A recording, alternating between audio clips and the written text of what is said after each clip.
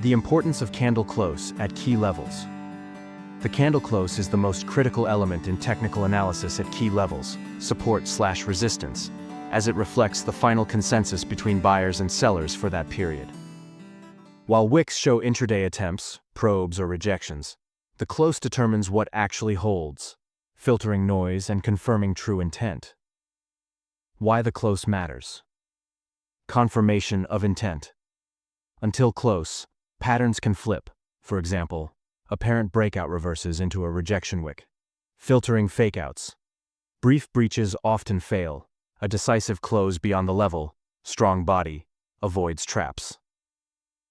Psychological shift. A confirmed close triggers collective action. Algorithms and traders react, creating momentum. Risk. Definition.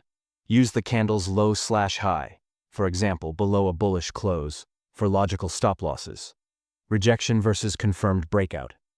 As you can see from the table here, we have the features, candle body, wick, volume, and next candle. There is the rejection and the confirmed breakout. Practical tip.